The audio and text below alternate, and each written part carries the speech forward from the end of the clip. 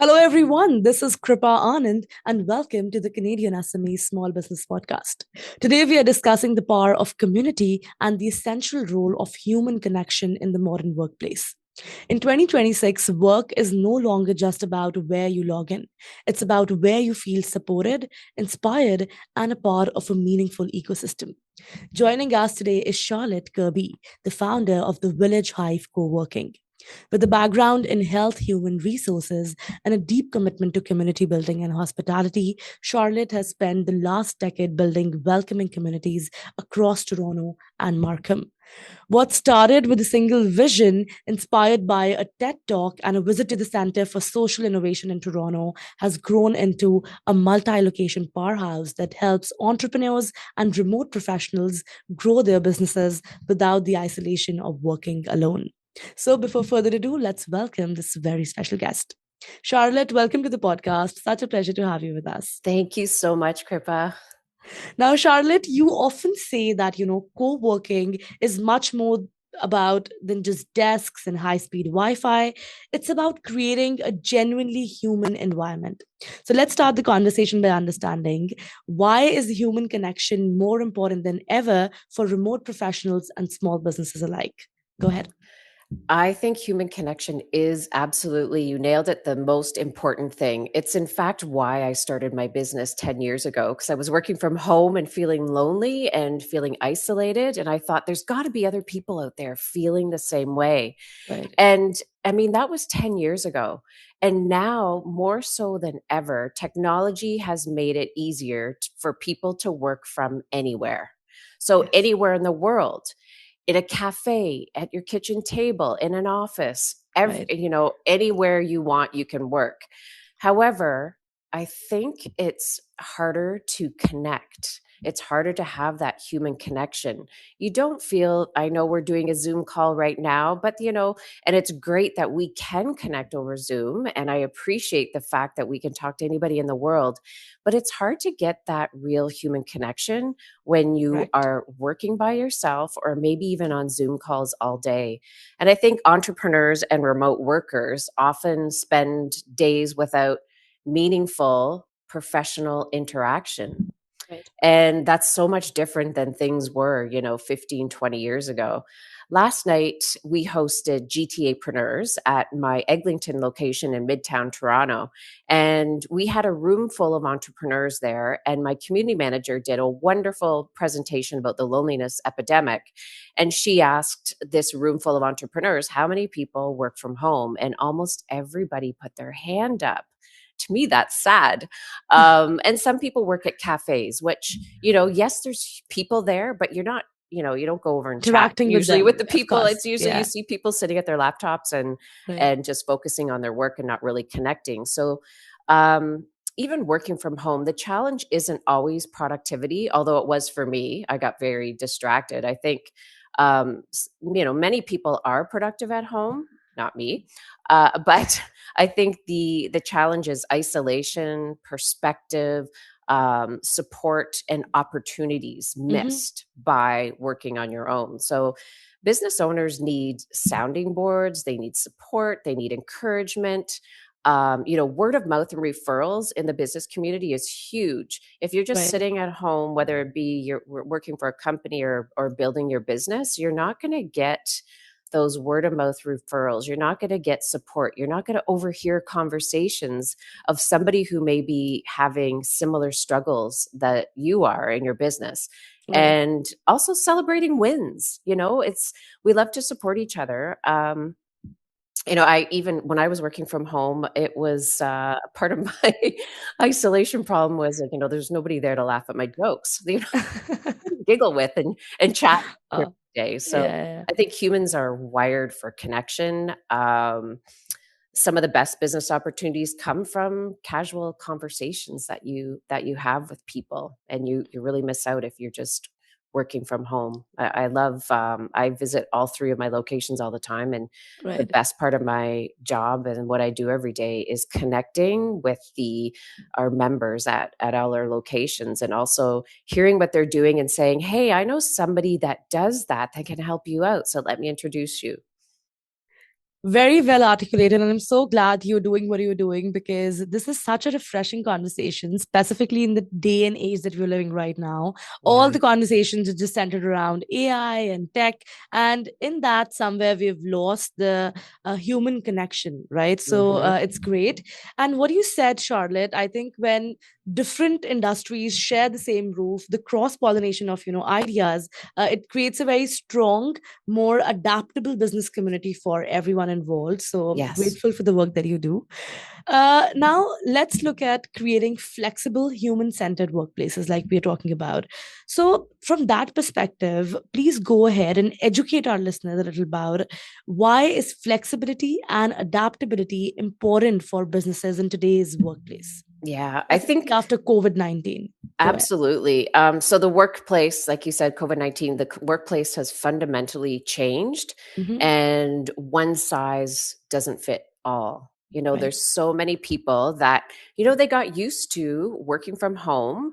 And so a lot of businesses, we all hear the back to work talk, and, Yeah. some businesses, especially the government, are implementing that. Others are saying, you know what, you can work from home, but maybe they want to come into a co-working space if they're Hmm. feeling isolated at home. So we get a lot of businesses that come in and have their team building days, maybe twice a week at our co-working spaces. Right. So they get to see each other, but and also even once a month people are coming into our spaces and having big team building meetings. We had a large company come in a few weeks ago, and they rented one of our large event spaces. They had Hmm. team meetings, they did some co-working, so they just did their own work, but then they had a games day. So I think they really enjoyed that. They just brought in a bunch of Wow. games and they had Uh-huh. some fun. So I think, like I said, one size doesn't fit all. At our co-working spaces, some people need quiet space, so we have phone booths and we have offices. Some people need collaborative space, Hmm. so we've got open lounges where people can sit and have lunch together or have conversations. Some need meeting rooms, so we have meeting rooms that people can break out and have meetings instead of a coffee shop, which is very noisy. And remote workers, they might need not need all the meeting rooms and that, but they come in and they need connection. So we're very Hmm. flexible in our workspaces and how we set them up. I actually went for some tours of some gorgeous Toronto co-working spaces Hmm. yesterday, and I was at a conference for global co-working.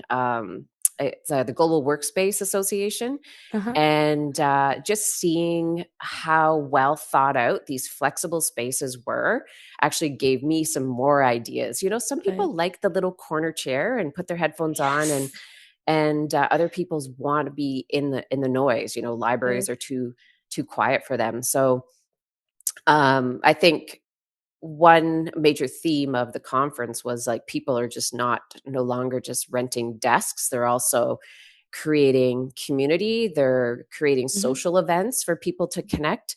I've got community managers that work at all the spaces, and they make sure that people are connecting. So I think the key is flexibility and adaptability, Hmm. and finding out what your clients need and be ready to pivot and be ready to change. If somebody says, can we get some more comfy chairs? Absolutely, we can. Want some beanbag chairs? Actually, I think beanbag chairs are a thing of the past. There's much better Right. things now, but yeah, we just try to see what our members want, and we adapt to that and the changing workforce. I think it's so important, not just in our business, but in any business. Exactly, because every single business has a different workflow, right? And every Yeah, individual's working style is very different as well. yeah. So knowing that there's so many options, and you can mix and match and do something that works the best for you, that's great to know. And before we go any further into the conversation, here's a special message for all of our listeners, specifically to all the entrepreneurs and remote workers listening. In 2026, your productivity is a reflection of your surroundings. Charlotte and the Village Hive are celebrating an incredible 10th anniversary this year, proving that community driven work is the future. If you are in the GTA, they are hosting some massive events for Toronto Tech Week, including a session with the Canadian Women's Chamber of Commerce and an AI showcase specifically for non IT founders. On June 3rd, and I think we have passed June 3rd already, but I'll put all the links down in the description for all the listeners to check out because they hosted GTApreneurs, as she mentioned, at their Eglinton location. And if you are tired of the kitchen table and ready to work where you belong, I'd encourage all of you to visit thevillagehive.ca. Don't just find a desk, find your hive. Now, coming back to you, Charlotte, staying willing to experiment with your workspace and your network, I think that's the best way to ensure that your business stays creative in an ever changing market. That's Mm-hmm. amazing. Now, I'd love to do a little time travel with you. Imagine if I were to give you a time machine right now and we were to go 5 or 10 years into the future. When you get out of the time machine, how exactly do you envision this entire co working space and scenario changing? And also, where do you position the Village Hive taking over the entire globe, hopefully? That would be amazing. But to be Right. honest, there are so many, like I mentioned, I was at the village or I was at the Global Workspace Uh huh. Association immersive meeting event yesterday in Toronto where there was co-working operators from all over the Right. world that gathered and sharing best practices. It's amazing where this, we're talking about collaboration, but these could be all competitors coming into the same room. Like there were co-working space operators from Toronto Hmm. that just down the street from me, but we all work together to refer to each other and learn from each other, share best practices, share secrets, and it was amazing. So my vision for the Village Hive, of course, that was asked many times yesterday. Are you going to open a new space in Vaughan? What about Richmond Hill? What about Newmarket, Aurora? Because there is a need for these smaller spaces, smaller than a Hmm. Regis or a WeWork, to be more in the community for people to join, to come in, to join a community. And I think right now, for me, my growth needs to be or is going to be more intentional. So not just getting bigger, but getting better at what we do maybe before we open up the next space. So I want to continue making meaningful spaces where people can build meaningful relationships. Hmm. I want to continue supporting entrepreneurs, remote workers. We have a lot of therapists that use our space. That seems to be a huge demand right now for therapists to have private offices where they can meet with their clients, but they don't Hmm. necessarily need something full time. So just trying to adapt and make what we already have bigger and better. And I've got the team in place to do that. So it's just figuring out, looking at my team's Hmm. strengths and where they can help me grow the business. And make what we're doing right now even better before we expand into other locations. And, at one time I Hmm. was like, I gotta open up the next space. I'm always looking for the next space to open. But after yesterday and visiting some other co-working spaces and talking to some other operators Uh-huh. and talking to our members, I realized there's so much opportunity in what we already have. So I want to make that better for our members, for our staff, for our neighborhoods and community. And I'm really excited about that piece. That's amazing. You've painted quite a picture there. The future definitely looks very promising. And also, again, a huge congratulations on the 10 years anniversary this year. I think seeing a vision come full circle over a decade proves that when you build around human connection, the impact lasts far beyond the work itself. Charlotte, I'm loving this conversation today, and definitely we'd love for you to be back, hopefully, for an in person episode that we do the next with you. I would love to. Yes, but for now, before we let you go, if there's one final piece of advice that you have for all the entrepreneurs out there who are feeling a little isolated, because when you reach at the top, there's loneliness, right? So even if they want to be together or, form a connection in some way, what advice do you have for them? If you could whisper something into their ears, what would you say and why? Yeah, I think, um, of course, I would say join a co-working space, but I think get out of your house and, set up a coffee date.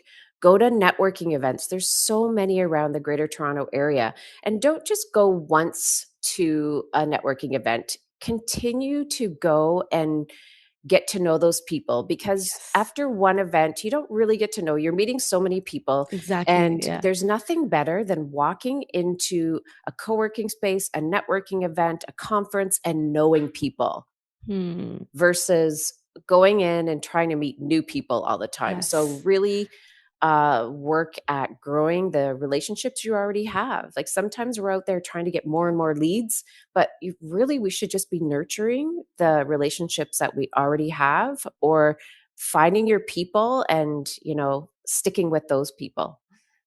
A golden advice, definitely. And also, this conversation today was a great reminder that we are all much stronger when we are part of a hive, right? Yes. So, Charlotte, thank you so much for being here and doing this with us. It was an absolute pleasure. Thank you so much. I really enjoyed it. All right, that was Charlotte Kirby from the Village Hive Coworking, a masterclass in building community, navigating the future of flexible work, and celebrating 10 years of human connection in the GTA. To all the listeners, thank you so much for tuning in to the Canadian SME Small Business Podcast. Be sure to subscribe and visit CanadianSME.ca for more such resources. To learn more about how we are supporting the ecosystem, please visit the Canadian SME Small Business Foundation at smbfoundation.ca. And lastly, a very special thank you to our partners, UPS, our shipping partner, and ADP, our HR partner, for their ongoing commitment to empowering SMBs across Canada. I'll see you all in the next episode. Kripa Anand signing off.